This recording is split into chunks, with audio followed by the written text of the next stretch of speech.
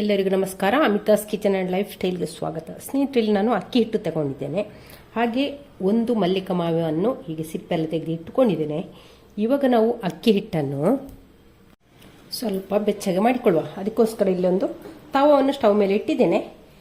ಇವಾಗ ಅಕ್ಕಿ ಹಿಟ್ಟನ್ನು ಹಾಕಿ ಹದವಾದ ಉರಿಯಲ್ಲಿ ಇದನ್ನೊಮ್ಮೆ ಹುರಿಯುವ. ಸ್ವಲ್ಪ ಬೆಚ್ಚಗಾದರೆ ಸಾಕು, ಜಾಸ್ತಿ ರೋಸ್ಟ್ ಮಾಡಲಿಕ್ಕಿಲ್ಲ. ಇವಾಗ ಇಲ್ಲಿ ಅಕ್ಕಿ ಹಿಟ್ಟು ಚೆನ್ನಾಗಿ ಬಿಸಿ ಆಗಿದೆ. ಇವಾಗ ನಾನು ಸ್ಟವ್ ಆಫ್ ಮಾಡ್ತಾ ಇದ್ದೇನೆ. ಈ ತವದಲ್ಲಿ ಒಂದು ಸ್ವಲ್ಪ ಹೊತ್ತು ಇದನ್ನು ಮಗುಚಿಕೊಂಡಿರುವ, ಆನಂತರ ಪೂರ್ತಿ ತಣ್ಣಗಾಗಲಿಕ್ಕೆ ಇದನ್ನು ಬಿಡುವ. ಈಗ ಇಲ್ಲಿ ಹುರಿದು ತಣ್ಣಗಾಗಿರುವಂಥ ಅಕ್ಕಿ ಹಿಟ್ಟನ್ನು ನಾವೀಗ ಮಿಕ್ಸರ್ ಜಾರಿಗೆ ಹಾಕಿಕೊಳ್ಳುವ. ಈಗ ಇಲ್ಲಿ ಕಟ್ ಮಾಡಿ ಇಟ್ಟುಕೊಂಡಿರುವಂಥ ಮಾವಿನ ಹಣ್ಣನ್ನು ಕೂಡ ಇದಕ್ಕೆ ಹಾಕಿಕೊಳ್ಳುವ ಮಿಕ್ಸರಿಗೆ.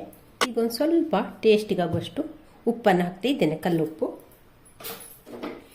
ಇವಾಗ ಇದನ್ನು ನೀರು ಹಾಕದೆ ಅಂತೆಯೇ ರುಬ್ಬಿಕೊಂಡು ಬರುವ. ಮಾವಿನ ಹಣ್ಣು ಹಾಕಿ ಅಕ್ಕಿ ಹಿಟ್ಟನ್ನು ರುಬ್ಬಿಕೊಂಡಾಯಿತು. ಇವಾಗ ಇದನ್ನೊಂದು ಬೌಲಿಗೆ ಹಾಕಿಕೊಳ್ಳುವ. ನೋಡಿ, ಈ ರೀತಿ ಉಂಟು ಹಿಟ್ಟಿನ ಹದ. ಇವಾಗ ಇಲ್ಲಿ ಸ್ಟವ್ ಮೇಲೆ ಒಂದು ತವವನ್ನು ಇಟ್ಟಿದ್ದೇನೆ. ಅದಕ್ಕೆ ಈಗ 1 ಟೇಬಲ್ ಸ್ಪೂನ್ ಅಷ್ಟು ತುಪ್ಪವನ್ನು ಹಾಕಿಕೊಳ್ಳುವ. ಅದಕ್ಕೆ ಈಗ ಚಿಕ್ಕ ಚಿಕ್ಕದಾಗಿ ಸಪೂರವಾಗಿ ತುರಿದಂಥ ತೆಂಗಿನಕಾಯಿ ತುರಿಯನ್ನು ಕೂಡ ಸೇರಿಸಿಕೊಳ್ಳುವ. ಅದರ ಜೊತೆಯಲ್ಲಿ ಬೆಲ್ಲದ ಪೌಡ್ರನ್ನು ಕೂಡ ಸೇರಿಸಿಕೊಳ್ಳುವ. ನೀವು ಬೆಲ್ಲದ ಪೌಡ್ರ್ ಇಲ್ಲದಿದ್ದರೆ ಬೆಲ್ಲವನ್ನು ಜೋನಿ ಮಾಡಿ ಕೂಡ ಹಾಕಿಕೊಳ್ಬೋದು. ಬೆಲ್ಲವನ್ನು ಕರಗಿಸಿ ಅದನ್ನು ಸೋಸಿ ಹಾಕಿಕೊಳ್ಬೋದು. ಆಗ ಇದನ್ನು ಮಧ್ಯಮ ಉರಿಯಲ್ಲಿಟ್ಟು ಬೆಲ್ಲ ಮತ್ತು ತೆಂಗಿನಕಾಯಿಯನ್ನು ಚೆನ್ನಾಗಿ ಒಮ್ಮೆ ಫ್ರೈ ಮಾಡುವ. ಎಲ್ಲ ಕೂಡ ಒಂದಕ್ಕೊಂದು ಹೊಂದಿಕೊಳ್ಳುವ ರೀತಿಯಲ್ಲಿ ಒಮ್ಮೆ ಇದನ್ನು ಮಿಕ್ಸ್ ಮಾಡಿದರೆ ಆಯಿತು. ಇವಾಗ ನೋಡಿ, ತೆಂಗಿನಕಾಯಿಂದೆಲ್ಲ ನೀರು ಬಿಟ್ಟುಕೊಳ್ತಾ ಉಂಟು. ನೀರು ಒಂದು ಸ್ವಲ್ಪ ಡ್ರೈ ಆಗಬೇಕು, ಆ ರೀತಿ ಇದನ್ನು ನಾವು ಮಿಕ್ಸ್ ಮಾಡಿಕೊಂಡ್ರೆ ಆಯಿತು. ಇವಾಗ ಇಲ್ಲಿ ತೆಂಗಿನಕಾಯಿಯ ನೀರು ಡ್ರೈ ಆಗ್ತಾ ಬಂತು. ಆ ಹೊತ್ತಿಗೆ ನಾನಿಲ್ಲಿ ಪೌಡ್ರ್ ಮಾಡಿಟ್ಟುಕೊಂಡಂಥ ಏಲಕ್ಕಿಯನ್ನು ಹಾಕ್ತಾ ಇದ್ದೇನೆ. ಹಾಗೆ ಸ್ಟವ್ ಕೂಡ ಆಫ್ ಮಾಡ್ತಾ ಇದ್ದೇನೆ. ಇನ್ನು ಇದನ್ನು ತಣ್ಣಗಾಗಲಿಕ್ಕೆ ಬಿಡುವ, ಪೂರ್ತಿ ತಣ್ಣಗಾಗಲಿ. ಇಲ್ಲಿ ನೋಡಿ, ಬಾಳೆ ಎಲೆ ತಗೊಂಡಿದ್ದೇನೆ, ಚೆನ್ನಾಗಿ ವಾಶ್ ಮಾಡಿ ಇಟ್ಟುಕೊಂಡಿದ್ದೇನೆ. ನೋಡಿ, ಈ ರೀತಿ ಚಿಕ್ಕ ಚಿಕ್ಕದು ಕಟ್ ಮಾಡಿ ಇಟ್ಕೊಂಡಿದ್ದೇನೆ. ಇವಾಗ ಇದಕ್ಕೆ ನಾವು ಹಿಟ್ಟನ್ನು ಹಾಕಿಕೊಳ್ಳ.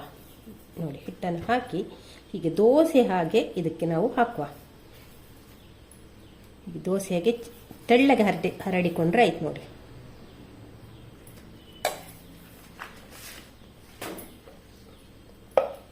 ಹೀಗೆ ತೆಳ್ಳಗೆ ಹರಡಿಕೊಳ್ಳ. ಫಸ್ಟಿಗೆಲ್ಲವನ್ನು ಕೂಡ ಈ ರೀತಿ ಮಾಡಿ ಇಟ್ಟುಕೊಳ್ಳುವ. ಇಲ್ಲಿ ನೋಡಿ, ಹಿಟ್ಟನ್ನೆಲ್ಲ ಎಲೆಗೆ ಈ ರೀತಿ ಹಾಕಿ ಇಟ್ಕೊಂಡಿದ್ದೇನೆ. ಇನ್ನಿದನ್ನು ನಾವು ಇವಾಗ ಇಲ್ಲಿ ಮಾಡಿಟ್ಟಂಥ ಹೂರಣವನ್ನು ನಾವು ಇದಕ್ಕೆ ಹಾಕುವ. 1 ಸ್ಪೂನ್ ಹೂರಣವನ್ನು ಹೀಗೆ ತೆಳ್ಳಗೆ ಸ್ಪ್ರೆಡ್ ಮಾಡಿಕೊಳ್ಳುವ. ಹೀಗೆ ಎಡ್ಜಿಗೆ ಹಾಕೋದು ಬೇಡ. ಈ ರೀತಿ ಹಾಕಿದ ನಂತರ ಎಲೆಯನ್ನೆಲ್ಲ ಫೋಲ್ಡ್ ಮಾಡಿದ್ರೆ ಆಯಿತು. ಫಸ್ಟಿಗೆಲ್ಲ ನಾವು ಎಲೆಗೆ ಹೂರಣವನ್ನು ಹಾಕುವ. ಆಯಿತಾ? ಎಲ್ಲದಕ್ಕೂ ಹಾಕಿಡುವ, ಮತ್ತು ಸ್ಪ್ರೆಡ್ ಮಾಡಿಕೊಂಡ್ರೆ ಆಯಿತು. ಆವಾಗ ನಮಗೆ ಕೆಲಸ ಸುಲಭ ಆಗ್ತದೆ. ಇವಾಗ ಇಲ್ಲಿ ಹಾಕಿದಂಥ ಹೂರಣವನ್ನೆಲ್ಲ ನಾವು ಸ್ಪ್ರೆಡ್ ಮಾಡುವ. ಇವಾಗ ಹೂರಣವನ್ನೆಲ್ಲ ಹಾಕಿಕೊಂಡಾಯಿತು. ಇವಾಗ ಇದನ್ನು ನಾವು ಹೀಗೆ ಫೋಲ್ಡ್ ಮಾಡಿದರೆ ಆಯಿತು. ಸೈಡ್ ಎಡ್ಜನ್ನೆಲ್ಲ ಹೀಗೆ ಒಂದು ಸ್ವಲ್ಪ ಒತ್ತಿಕೊಂಡ್ರೆ ಆಯಿತು. ನೋಡಿ, ಇದನ್ನು ಹೀಗೆ ಎಲ್ಲವನ್ನು ಕೂಡ ಸ್ವಲ್ಪ ಒತ್ತಿ ಸೈಡ್ ಎಡ್ಜನ್ನೆಲ್ಲ ಹೀಗೆ ಸ್ವಲ್ಪ ಸೇರಿಸಿಕೊಂಡ್ರೆ ಆಯಿತು. ಮೇಲಿಂದ ಒಂದು ಸ್ವಲ್ಪ ಪ್ರೆಸ್ ಮಾಡಿದರೆ ಆಯಿತು. ಎಲ್ಲವನ್ನು ಹೀಗೆ ಮಡಚಿ ಇಟ್ಟುಕೊಂಡಿದ್ದೇನೆ.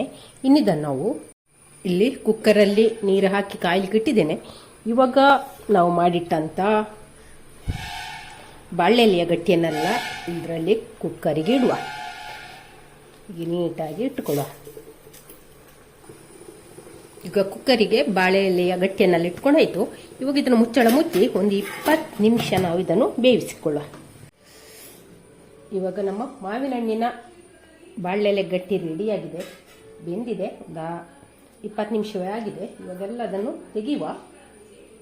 ಇವಾಗ ಓಪನ್ ಮಾಡಿ ತೋರಿಸ್ತಾ ಇದ್ದೇನೆ. ಇವಾಗ ನೋಡುವ, ಓಪನ್ ಮಾಡುವ.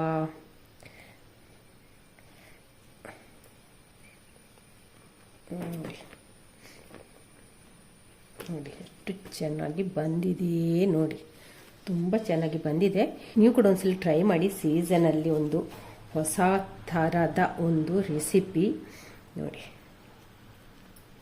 ಸೀಸನಲ್ಲಿ ಮಾಡುವಂಥ ಒಂದು ಹೊಸ ಥರದ ಒಂದು ರೆಸಿಪಿ ನೋಡಿ.